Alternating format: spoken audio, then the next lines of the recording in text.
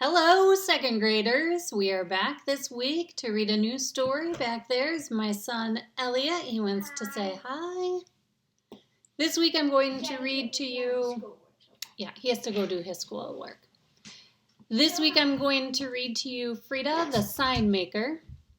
You can follow along in your notebook. That was Chicken Nugget. You can follow along in your notebook as I read the story to you. All right, I'm going to do a voiceover of the vocabulary.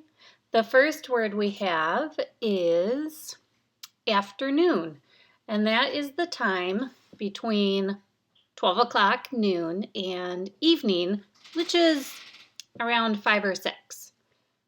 Things we do in the afternoon: have lunch, maybe go to the park. The next word is blame.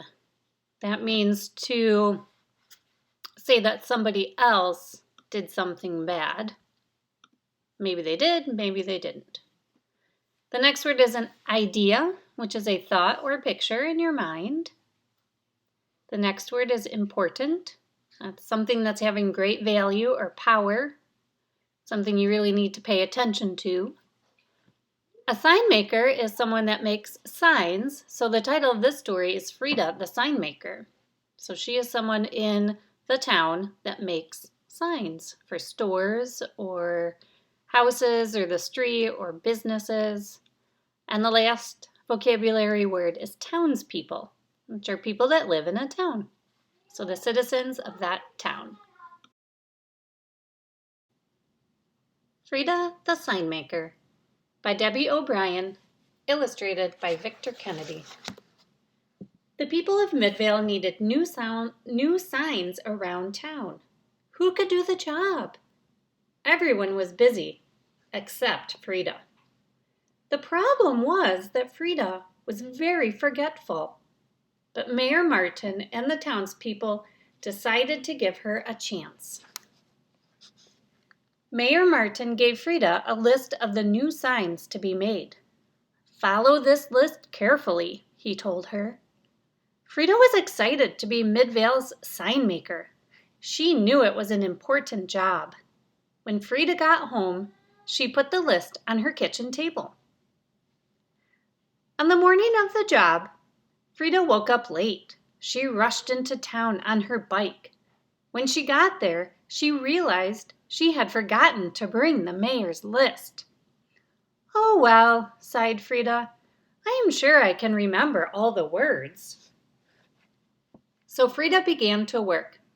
The first sign was at the bus stop. Freda wrote, "Bug stop."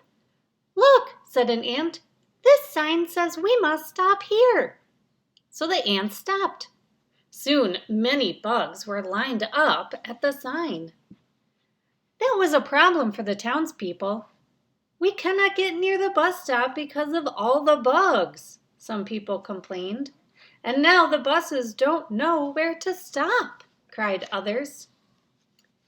Freda was already making the next sign. She posted it in the front of City Hall. It said, "Keep on the grass." Uh-oh. The townspeople read the sign.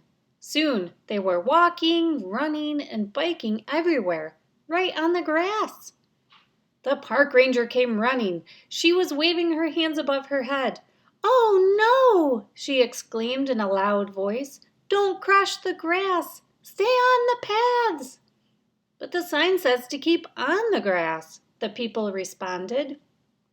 And they continued walking, running, and biking on the grass. That afternoon, Freda worked on another sign. It was near the Acme Watchdog School. Dogs were trained to bark there. Several dogs watched as Freda made the sign. Freda finished the sign.